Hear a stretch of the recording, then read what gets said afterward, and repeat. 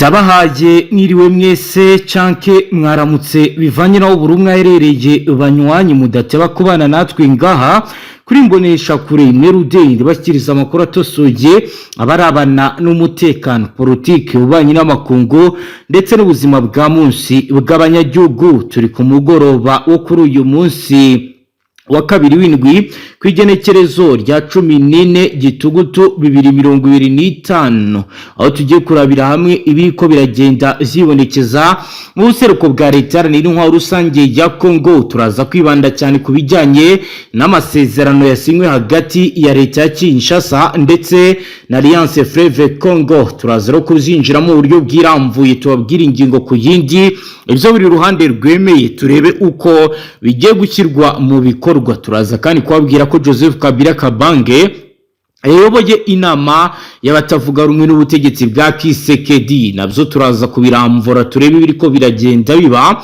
Turaza kandi kubabwira ko u Rwanda rwongeye gushimangira ko hagomba gushyigikirwa iyi nzira zatangijwe kugira ngo ibibazo birangire hagati y'u Rwanda ndetse na Repubulika Iharanira Intwaro Rusange ya Kongo. Kuyo ku mirongo imbere urugamba Mutamari buze nawe kutubwira ko ibice byinshi bitandukanye niyo mirwano rero yaje kubera ahitwa Ruburure, ndetse kandi imirwano bivuga yuko ku mpande zombi cyane ku ruhande rw'abasirikare b'ineza saramwe ngo baje no kwahura n'ibibazo bikomeye cyane ngo kuko turaza no kumva ibiri kubera muri ibi bice. Mutamaraza kongera tubwire ko ari nayo mpamvu FARDC yagabye ibitero iturutse muri ya misozi ya Nyasi Mubanda, ndetse kandi ikagaba ibitero yerekeza muri ya misozi yegereye ahitwa Makombo ndetse na Muriri.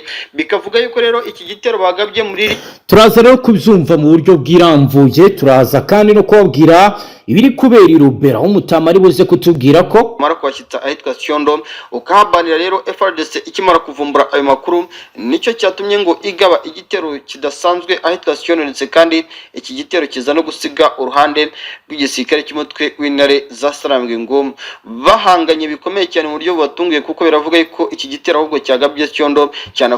Turaza rero kubyumva mu buryo bwiramvuye mu kanya. Banywanyi rero ni munyemere dufungure page y'amakuru yacu duhere kubiri kuvugwa bijyanye n'amasezerano yasinywe hagati ya leta ya Kongo ndetse n'uruhande rwa Alliance Fleuve Congo.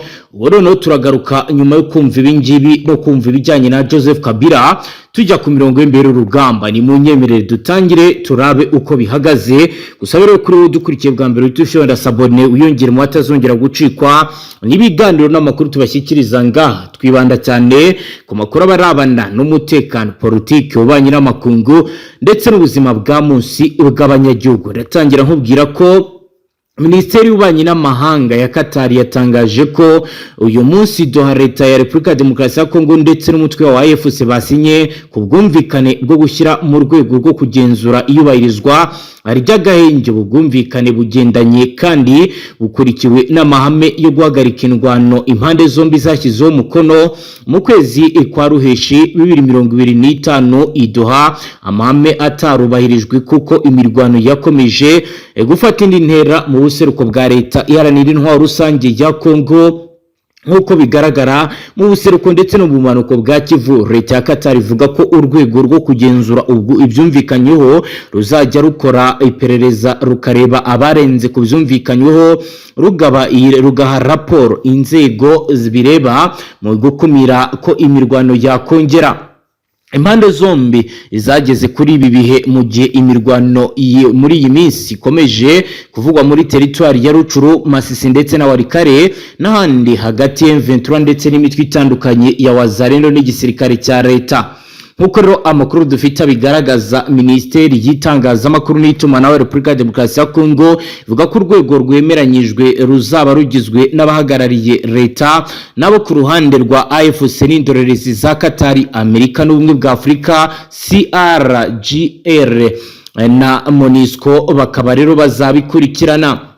iyi minisiteri ivuga ko ibi bigezweho nyuma y'uko ukwezi gushize hashyizweho urundi rwego rwo gushyira mu ngiro no guhererekanya imfungwa. Ivuga ko ibi ari ingenzi mu kubahiriza amahame yo guhagarika indwano impande zombi zasinye mu kwezi kwa Nyakanga k'uyu mwaka. Leta ya Kinshasa ivuga ko mu kwemera ibi byose ishimangira ko ubushake bwayo mu kugera ku guhagarika imirwano mu gushakira abaturage umutekano no gutegura ibisabwa kugira ngo hagerwe ku masezerano y'amahoro arambye.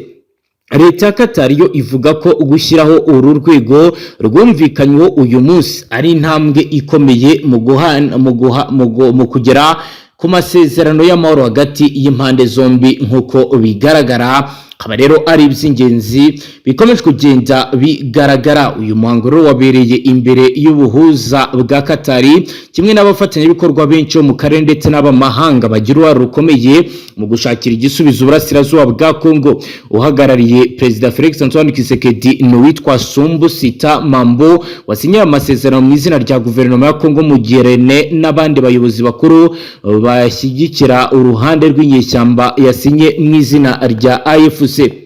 Ukurikije ibikubiye muri aya masezerano, ubu buryo bwo kugenzura buzashingwa gukurikiranwa, kugenzura no gutanga raporo ku kurenga kwihagarikwa ry'imirwano. Kigamijwe no gukumira ko imirwano iyo ari yose yakomeza kugaragara muri ibi bice. Ni iby'ingenzi rero biri kugaragara. Reka tujye rero i Nairobi muri Kenya turebe ibijyanye n'ibiganiro Tshisekedi byakomye byateje ikibazo gikomeye ku butegetsi bwa Tshisekedi nyuma y'uko Joseph Kabila ayoboye inama y'abatavuga rumwe na Tshisekedi. Ni Joseph Kabila Kabange wabaye perezida wa Repubulika Iharanira Demokarasi ya Kongo kuva muri 2001 kugeza muri 2019. Yayoboye inama ihuza abatavuga rumwe n'ubutegetsi bwa Tshisekedi iri kubera i Nairobi. Abanyapolitike bitabiriye iyi nama barimo Matata Ponyo wabaye minisitiri w'intebe kuva muri 2012 kugeza muri 2016, Seti Kikuni, Frank Diango, Nehemi Mwiranya, Raymond Chibanda, Jose Makira, Richard Muyeji, Kikaka Bin Karubi ndetse na Patience Sabia. Abandi bari batumiwe muri iyi nama ariko batitabiriye barimo Moyizi Katumbi washinze ishyaka Ensemble ndetse na Martin Fayulu wiyemeje gushyigikira Tshisekedi mu rugamba rwo kurwanya AFC, na Jean-Marc Kabundi ndetse na Deri Sesenga. Nubwo ikigambiriwe muri iyi nama kitatangajwe, biragaragara ko Kabila na bagenzi be bagiye guhuza imbaraga kugira ngo bakemure ibibazo yagaragaje mu minsi ishize ko byugarije igihugu, birimo iby'ubukungu, umutekano n'imibereho y'abaturage. Mu kwezi kwa gatanu 2025 Kabila yatangaje ko ibi bibazo bizakemurwa n'ibisubizo 12 birimo gusenya imitwe yitwaje intwaro yose ikorera burasirazuba bwa Kongo, guhagarika ubutegetsi bw'igitugu, ibiganiro hagati y'abanyekongo no kuganira n'ibihugu by'ibituranyi. Kabila yayoboye iyi nama nyuma y'uko ku itariki 30 kwezi kw'icyenda 2025 urukiko rukuru rw'igisirikare cya Kongo rumuhamije ibyaha birimo kugambanira igihugu, iby'intambara, ibyibasiye inyoko muntu, rukamukatira igihano cy'urupfu. Uyu munyapolitike yamaganye uru rubanza asobanura ko ibyaha ashinjwa byose nta kimenyetso bifatika bifite bigaragaza ko yabikoze, kandi ko ubutegetsi bwa Tshisekedi buri kurwifashisha mu kugerageza kumwikiza. Ngayo nguko rero reka tujye n'ubundi mu birabana n'ibiri kugenda bivugwa na FDLR ndetse n'andi makuru akomeye akomeje kugenda agarukwaho ajyanye n'abasirikare. FDLR irashinja RDF kuyibuza kwishyikiriza MONUSCO nyuma y'umunsi umwe igisirikare cya Repubulika ya Demokarasi ya Kongo gisabiza abarwanyi ba FDLR gushyira intwaro hasi no kwishyira mu maboko ya MONUSCO.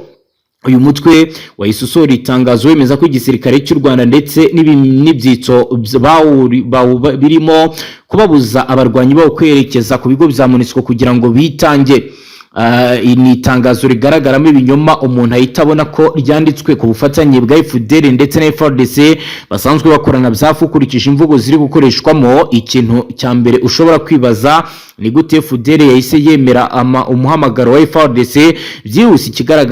Ikigaragara muri itangazo nyamara itaratangaje isi yose ku mugaragaro ko yemeye kwitanga. Iri tangazo ryashyizweho umukono ku wa Mungu ku igenekerezo rya 12 Gitugutu 2025 n'umuvugizi wa FDLR Kirengoma, rinatangira rivuga ko umuyobozi w'igisirikare cya FDLR bagamaganya ibikorwa bya RDF bibangamira binyuze mu ikoreshwa ry'ingufu n'ibikorwa by'ubucengezi itambuka mu mahoro ry'imitwe yacu n'abasivili berekeza ku kigo cya MONUSCO Kirigoma muri Kivu y'Amajyaruguru. FDLR yakomeje igira iti mu kubahiriza ubusabe bwa guverinoma ya Repubulika ya Demokarasi ya Kongo bwo kwigenekerezo rya 11 Gitugutu 2025 twari twiyemeje kuva muri teritwari imbere y'iyi tariki yagenwe, ariko ingabo zacu zabujijwe gukomezwa zerekeza mu kigo cya MONUSCO. Ivuga ko ibyo byakozwe binyuzwe mu kubatega ibico ubugambanyi bwa bamwe mu bayicengeyemo ngo bahaga RDF amakuru yaho bari inyuma kugira ngo bitambike. Mu itangazo rya FDLR yakomeje ivuga ko intego yayo ya kabiri nyuma yo kwitanga ari ugutaha kugira ngo bagire uruhare mu biganiro bihuza abanyarwanda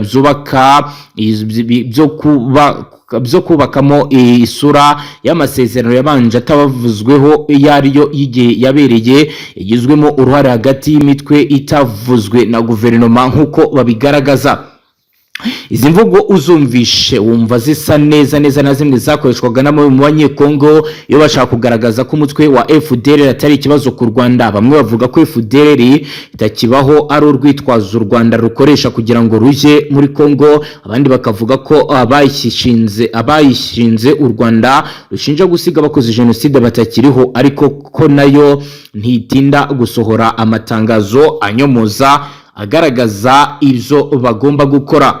Nk'uko rero bigaragara akaba ari ibiriko biragenda bitangazwa. Reka dukomeze n'andi makuru, aho mu nama y'akanama k'umuryango w'abibumbye gashinzwe umutekano ku wa mbere ku igenekerezo rya 13 Gitugutu yibanze ku kibazo cy'umutekano mu karere k'ibiyaga bigari. U Rwanda rwashimangiye ko rwemeje ko rugomba gukemura mu nzira y'amahoro cyane cyane mu bijyanye n'ibyaganiro i Washington DC muri Leta Zunze Ubumwe za Amerika, mu gihe rwagaragazaga impungenge z'umutekano zikomeje kujya imbere no kuba ibi bikomeje kugenda biba nk'uko ro bagiye babigaragaza kandi babivuga.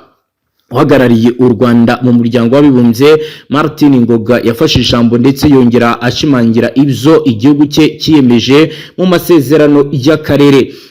Aho yagize ati hariho amasezerano hagati y'ibihugu byombi twemeranyije mu rwego rw'igihugu by'ibihugu byacu byigenga dufashijwe na Leta Zunze Ubumwe za Amerika na Katari, bikomeje kudutera inkunga kimwe n'umuryango wa Afurika Yunze Ubumwe. Dukeneye inkunga yanyu kandi turasaba ko iki gikorwa kitanyerezwa cyangwa se ngo gicibwe intege. Ikibazo gihoraho Martin Ngoga yashimangiye akaga k'umutwe wa FDLR kugarije u Rwanda, yibutsa uruhare bagize muri jenoside yakorewe abatutsi mu 1994 ndetse n'umugambi batangaje wo kuyisubiramo. Yashimangiye ko iki kibazo atari ikibazo cy'umutungo ahubwo ari ikibazo cy'ingengabitekerezo ndetse n'umutekano.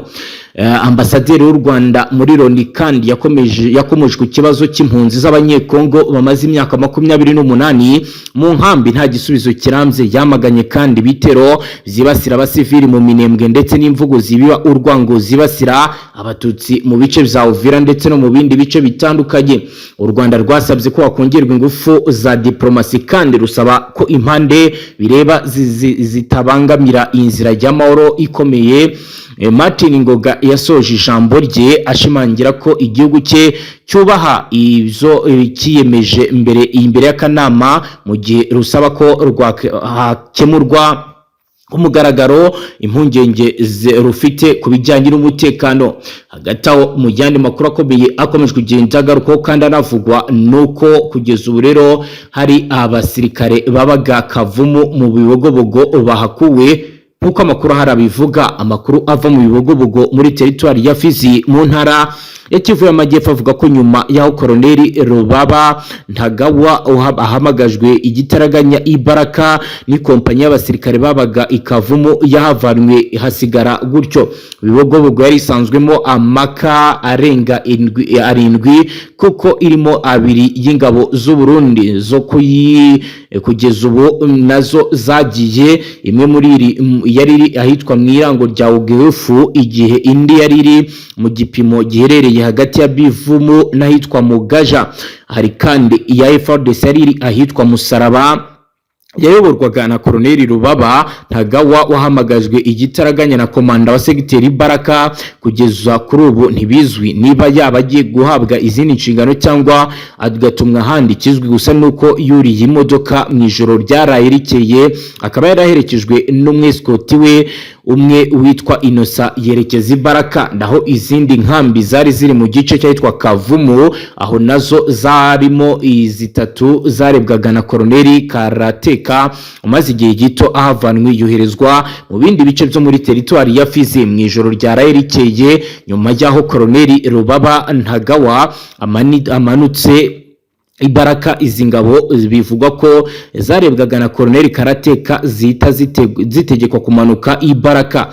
Ya makuru anavuga ko aba basirikare babarirwa mu ijana rirenga, nkuko umwe mu baturage yabitanzemo amakuru, aho yagize ati abasirikare babaga Kavumu bayoborwaga na Koloneli Karateka barahavanwe bari muri iyi kompanyi ni nk'ijana rirenga.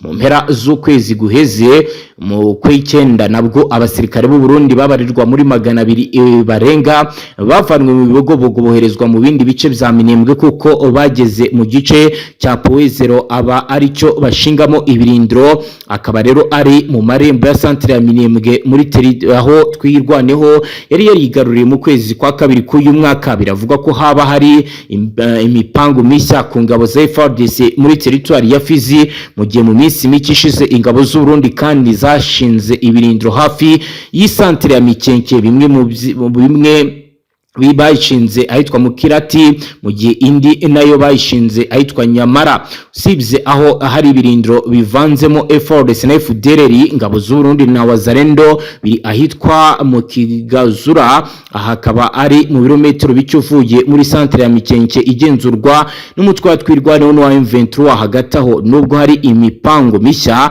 ingabo za FARDC n'iz'u Burundi n'imitwe yitwaje intwaro ya Wazalendo na FDLR, ariko akarere kose karagatekanye ndetse nta nahaheruka kubera ibitero, haba mu Minembwe, Indondo ya Bijombo, Bibogobogo, Mibunda, Rugezi ndetse na Rurambo. Kuri ubu nituze, reka twumve umutama tubwira ibiri kubera ku mirongo imbere y'urugamba. Nagira ngo nongere ngumenyeshe yuko ibintu byakomeye cyane, nongere ngumenyeshe yuko ibintu byahinduye isura mu gihe gitoya. Ubu turi kuvugana ahitwa Warungu, ibintu byahinduye isura ku rwego ruri hejuru. Biravugwa ndetse kandi biremezwa yuko uruhande rw'ihuriro ry'igisirikare cya Repubulika Iharanira Demokarasi ya Kongo ndetse kandi n'abafatanyabikorwa babo bongeye kugaba igitero kidasanzwe mu misozi yahariya neza cyane mu byerekezo bigana ahitwa Kashongerwe ndetse n'imisozi ya Tubimbi. Aha ni nyuma yuko uyu mutwe bivuga yuko wagabye ibitero ku munsi w'ejo mu gace ka hano muri Tubimbi, bakaza no kugerageza guhangana bikomeye n'uruhande rw'igisirikare cya Repubulika Iharanira Demokarasi ya Kongo. Ni imirwano rero ngo yaje no gusiga uruhande rw'umutwe wa 23 muri la misozi yegereye ahitwa Kashongerwe n'imisozi yegereye Tubimbi, bagerageza gusubira inyuma kuri no munsi udasanzwe nk'uko turi kuvugana aka kanya. Kandi biravugwa ndetse kandi biremezwa yuko ubu uyu mutwe werekeje mu misozi yahitwa Kabugi ndetse kandi uyu mutwe ukerekeza mu misozi yahitwa Kibonda. Bikanemezwa kandi yuko uyu mutwe wagize gutya kandi ugakomwa mu nkokora ku rwego rukomeye cyane, ngo kuko bari bagabye ibitero bidasanzwe muri la misozi yaraza Tubimbi, ariko uruhande rwa FARDC ngo bari bamaze kumenya amakuru akomeye cyane yuko bagiye kugabwaho ibitero. Hanyuma abasirikare ba FARDC abenshi muri bo higanjemo abahibu Special Force, Anaconda ndetse kandi n'aba Eagles utibagiwe FDNB ngo bongera kugerageza kuva mu misozi yegereye ahitwa za Gombe bamanuka umuhanda wa Nationali 2 berekeza ahitwa Tubimbi, birangira n'ubundi ngo birukanye umutwe neza Sarambwe nk'uko amakuru ari guturuka mu bice bya Warungu akomeje kugera tugeraho bwana munyamakuru.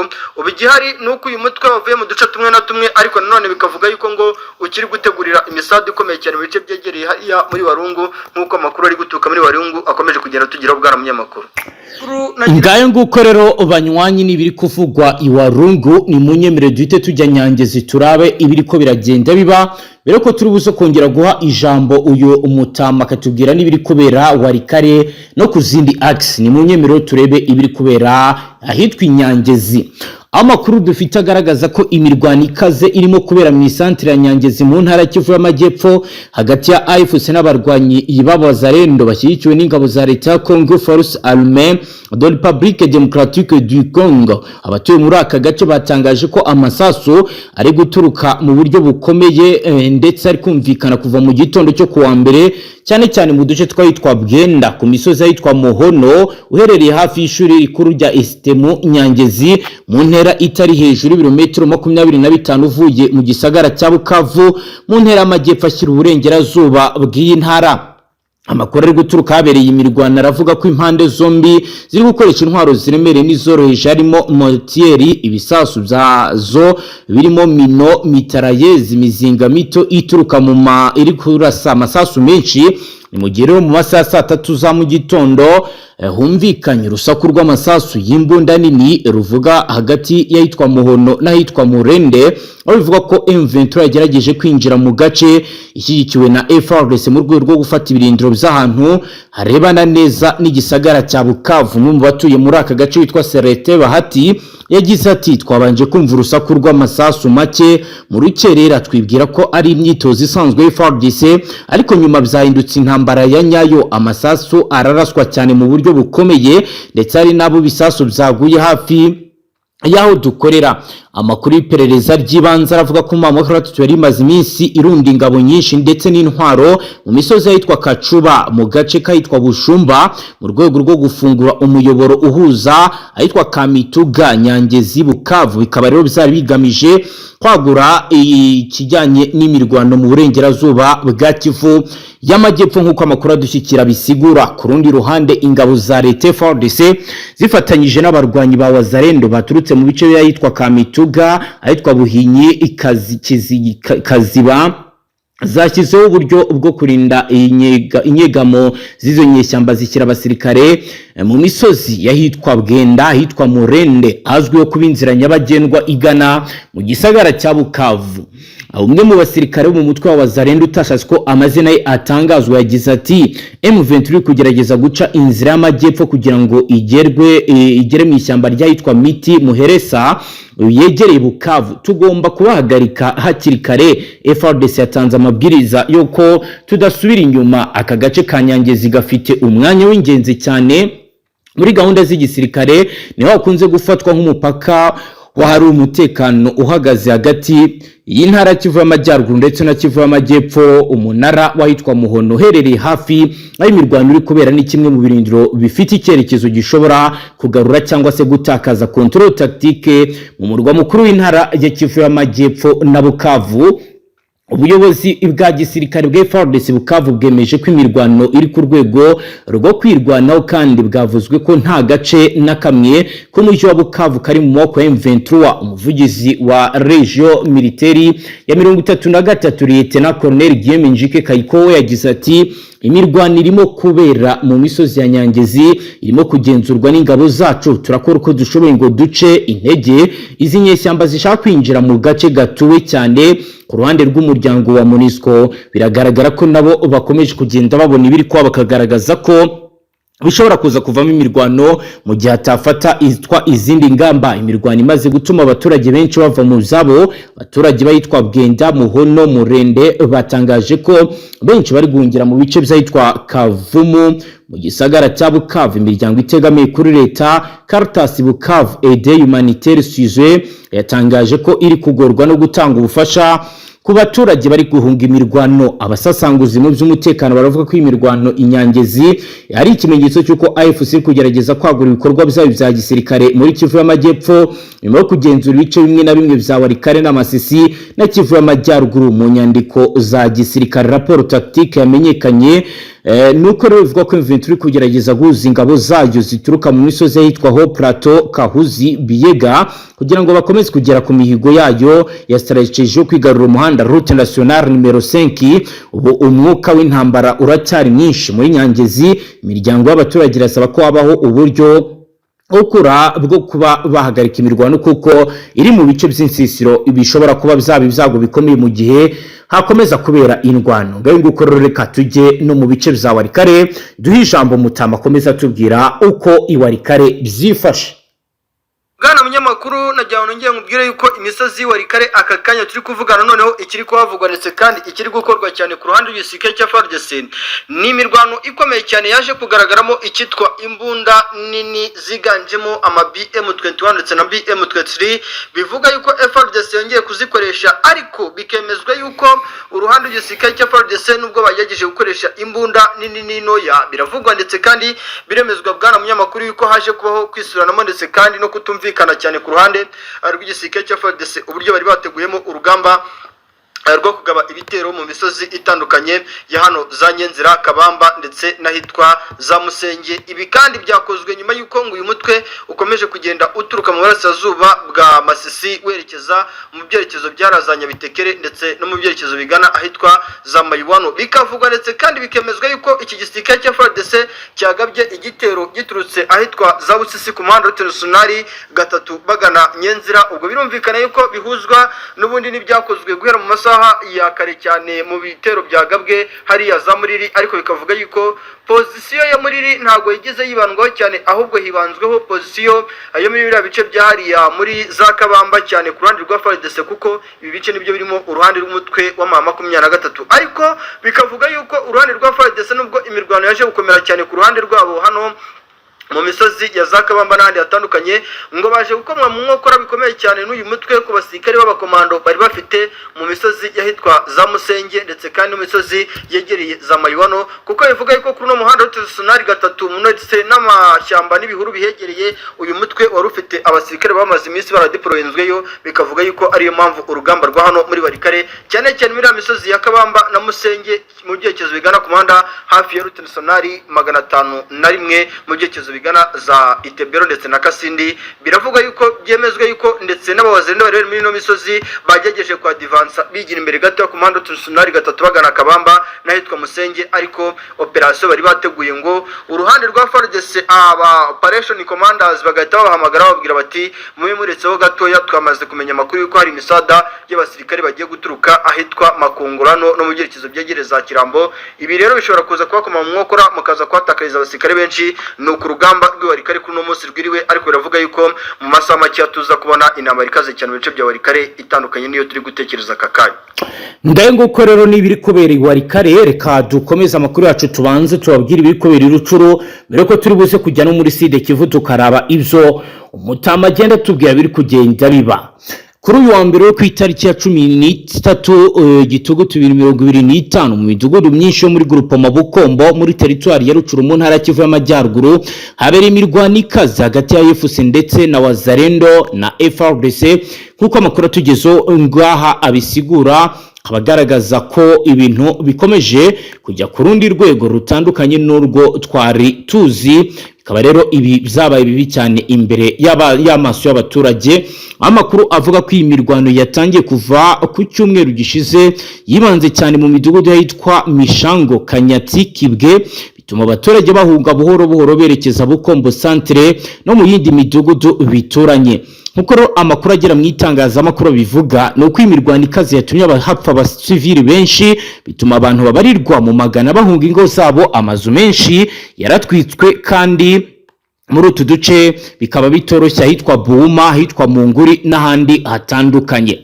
Byongeye kandi abasivili bagera kuri 20 bishwe ku wa gatandatu igenekerezo rya 12 Gitugutu ahitwa Iruza muri groupement ya Tongo n'ahitwa Mushababwe muri groupement ya Bukombo kuko amakuru abitangaza abivuga, ariko umubare w'abapfiriye aho nturamenyekana bitewe nuko inzego zibishinzwe zitarabasha gushyira hanze ibijyanye n'aya makuru. Sibye Bukombo na Tongo, imijyi irimo Rukweti muri Masisi n'ahitwa Kibati Warikare nayo rero uyu munsi yabereyemo imirwano hagati ya Wazalendo ndetse na M23.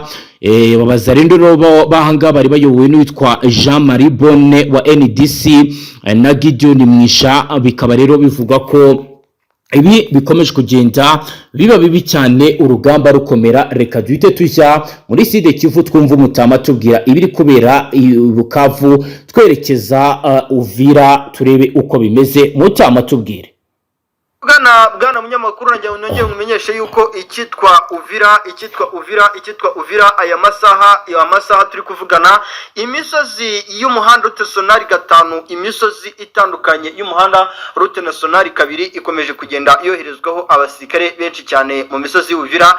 Ubu turi kuvugana imisozi yahitwa za Kawezi, imihanda yitwa za Runingo mu byerekezo bigana za Bukavu ndetse mu marembo atandukanye y'umujyi wa Uvira ndetse na Bukavu biremezwa, ndetse kandi mu bimenyetso biri kugaragara yuko FARDC ikomeje kugenda yoherezamo abasirikare, bikemezwa yuko kandi uruhande rwa FDN rwahawe ibwiriza rikomeye ryuko mu gihe gitoya bagomba kugaragaza imbaraga zabo zidasanzwe zuko ngo aho imisada y'abasirikare baba M23 bari guturuka cyane hariya hafi ikibuga cy'indege cya Kavumu ndetse no mu byerekezo biri strategique cyangwa aho M23 ishobora gukoresha igaba ibitero kuri no mujyi wa Uvira. Bari kubabwira yuko abarundi bagomba kurwana igishoboka. Kisekedi ngo yamaze gutanga ibwiriza ryuko yemeye gutanga ikiguzi cyose gishoboka kugira ngo ibi bice biri strategique abarundi babirinde, ngo kuko babona yuko mu gihe bya bitarinzwe n'abarundi ngo ubundi muntu wese waharinda nta kintu byamumarira. Bikavuga yuko rero ariyo mpamvu imisozi yahitwa Kihande, bwana munyamakuru, imisozi yahitwa Kingwengwe aka kanya iri kuzanwamo abasirikare, ariko nyuma y'imirwano yabereye ahitwa Ruburure mu masaha ya mu gitondo biravugwa, ndetse kandi biremezwa yuko ahitwa Rubarika hamaze kuzanwa abasirikare bavuye Ikamanyora bama 23. Bikemezwa yuko mu gihe iriya misozi ya Kingwengwe n'imisozi ya Kihande ndetse na Runingo n'ahitwa Kiriba haba hari koherezwa abasirikare hafi y'uno muhanda route nationale 5, uyu mutwe nawo kohereza abasirikare Rubarika n'ahitwa Bideka hafi ya biriya bice bya Ruvunji. Bikemezwa yuko mu gihe gito tugiye kubona imirwano ikomeye cyane hano hafi y'uno muhanda route nationale 5 uva muri Bukavu werekeza muri Uvira. Bwana munyamakuru, ubu icyo twavugana kidasanzwe nuko abarundi nakubwiza ukuri ko bari kohereza abasirikare mu byerekezo bigana n'ubundi kuno muhanda route nationale 5 uva Uvira werekeza Bukavu.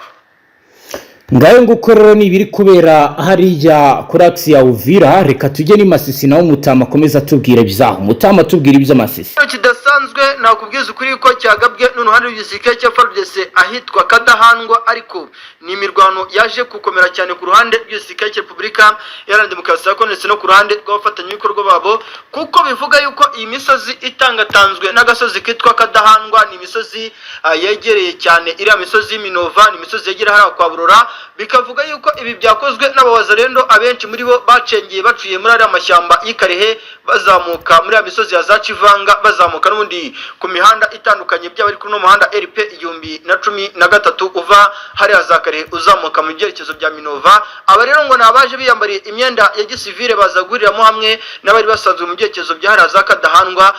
Bwana munyamakuru rero ngo ibintu byaje gukomera ahitwa Kadahandwa, nubwo bivuga yuko umusada ukomeye cyane w'abasirikare ba FARDC waturutse muri bya byerekezo byara za Kadahandwa, ngo bivuga yuko uyu musada wari w'abasirikare bake, akaba nayo impamvu urugamba rwa hano za Kadahandwa rwaje kunanira cyane uruhande rwa FARDC, kuko intego bari bafite kuri uno munsi yo kwigarurira uduce twinshi byaba muri Kivu y'Amajyepfo, Kivu y'Amajyaruguru, aha cyane hano Kadahandwa, dore yuko bavugaga yuko iriya misozi ya hariya kwa Burora, kuri abikuye byo kwa Burora, iriya misozi itandukanye yegereye n'ubundi hariya muri teritwari ya Masisi mu duce twinshi dutandukanye. Biravuga yuko uruhande rwa FARDC rwagejeje kurwana mu buryo budasanzwe ariko budasubirwaho, ariko bikemezwa yuko impamvu urugamba rutaje kugenda neza muri no misozi yahitwa Kadahandwa nuko ngo FARDC ku ruhande rwayo ngo yakoresheje abawazendo cyane ngo kuko niwe yaradeployinze ndetse kandi abari basanzwe muri misozi za Kadahandwa nkuko amakuru ari kugenda aturuka ari mu misozi yatetwa ari Masisi by'umwihariko ari Kadahandwa, urugamba rwaje gukomera ndetse kandi rukaba ihurizo ku rwego rudasanzwe. Nibyo rero ni ibiri kubera muri ibi bice. Reka dukomeze amakuru yacu n'ubundi tujye mu bindi bice n'ubundi bikomeje kugaragaramo ihungabana ry'umutekano, tujye i Rubero naho amatubwira ibyaho, dore ko kuri ubu ngubu ibitangazwa ndetse n'ibimenyetso bihari turi kugenda twakira biragaragaza ko urugamba ruri kwitegurwa bidasanzwe. Reka twumva tubwira ibya Rubero. Umunyamakuru najya nkwibutse yuko ahitwa Kirambo hejuru y'icyaga cya Edouard mu merekezo yahitwa Rubero. I Rubero ikitwa urugamba rwaje gukomera cyane mu misozi y'Ikirambo. Aha Kirambo rero nagira ngo nkwibutse yuko ari igice kiri strategique, uhavuye wawerekeza muri ya byerekezo bya Kavinyonge, uhavuye wawerekeza muri ya byerekezo bigana ahitwa Zambungwe hariya umutwe wa 23 maze igihe uhanganamo n'igisirikare cya FARDC ndetse kandi n'abafatanyabikorwa by'umwihariko FDNB. Nahitwa Burambo bivugwa byemezwe yuko uruhande rwa FARDC bagabye igitero bagamije nibuza kureba yuko imisozi cyane cyane iri strategique cyane iriya misozi ya Uhevi, ibi byerekezo byegere icyaga cya Edouard haracyari urugamba rudasanzwe ndetse kandi n'urugamba ruri kugaragaramo ishyaka ridasanzwe ku ruhande rwa FARDC ndetse kandi n'urugamba rugaragaramo imbaraga zidasanzwe ku ruhande rw'uyu mutwe wa 23 nkuko amakuru ari guturuka ku mirongo ku rugamba. Ibintu bikomeje kuzamurese kandi bikomeje kugenda bikomera cyane. Bwana munyamakuru, uko urugamba rugenda niko benshi bari kwibaza batise ibintu birarangira gute ko tubona imande n'imande ibintu byakaze ndetse kandi bikomeje kugenda bikarata uko umunsi ugenda uzaza undi. Niko kandi nanone nakubwiza ukuri ko icyitwa Ngabacancuro ku rugamba rwabereye ahitwa Burambo. Nyamuneka bwana munyamakuru najya nkubwiza ukuri yuko ngo ibintu byakomeye muri no misozi yahitwa za Burambo ngo kuko icyitwa umunyekolombia icyitwa umunyargentine yongeye kugaragara rwose ngo ari gukoresha izino mbunda z'abasnipers kuko bivuga yuko abagabye igitero hano mu misozi y'Iburambo ngo nabaturutse muri ari amashyamba ibeni nkuko amakuru ari gutuka ku mirongo ku rugamba. Urugamba rukomeje kugenda rukomera kandi ruri kuba ihurizo uko umunsi ugenda uzaza ni bwana munyamakuru. Rusange ya Kongo zimaze iminsi ibiri zihanganye n'umutwe wa 23 urwanya ubutegetsi bwa leta ya Kinshasa mu duce dutandukanye two mu territoire ya Rucuru mu ntara Kivu y'Amajyaruguru. Iyi mirwano ikaba yaratangiye ku munsi wo ku cyumweru ku igenekerezo rya 28 kwezi kw'icyenda 2025 ikaba rero yarakomeje no kuri uyu wa mbere mu buryo budasanzwe. Nkuko amakuru abigaragaza ibitero z'uruhande rwa leta zagabwe mu duce tugera kuri 4 two muri groupement ya Bukombo mu territoire ya Warikare.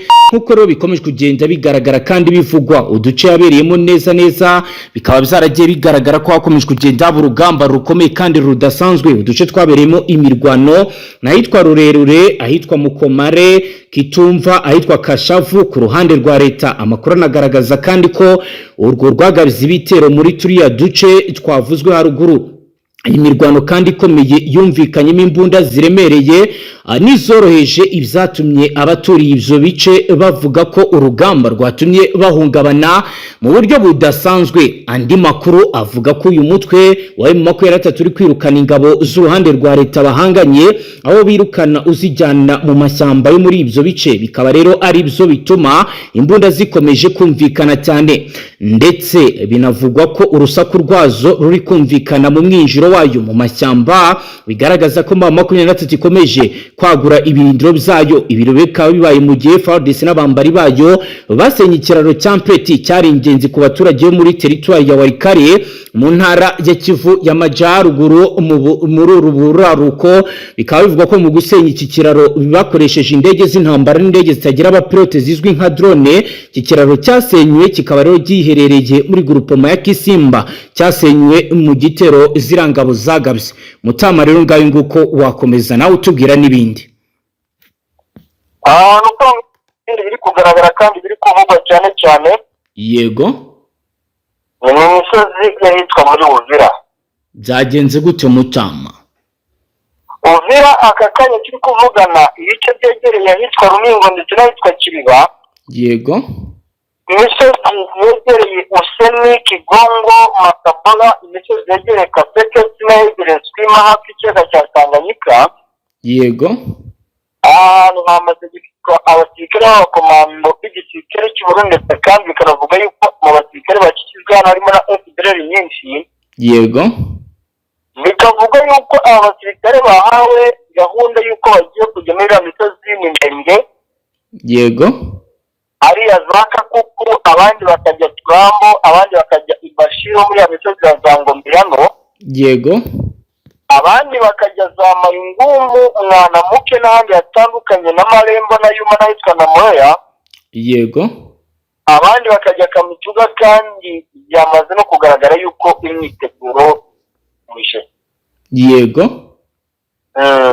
Mutama rero kuri ubu bimaze kwemezwa ko indege ziri kugaba ibitero mu bice bya Minembwe ziri guturuka i Bujumbura.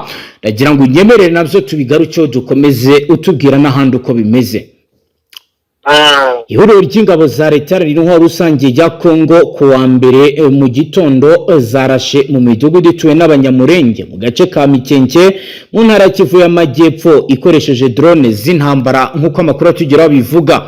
Amakuru y'ibi bitero bishya yemejwe n'umutwe wa 23 biciye ku muvugizi wayo Laurence Kanyuka, aho Kanyuka yifashishije urubuga rwe rwa X yavuze ko drone zarashe biriya bitero ziturutse i Bujumbura mu Burundi ndetse no mu gisagara cya Uvira.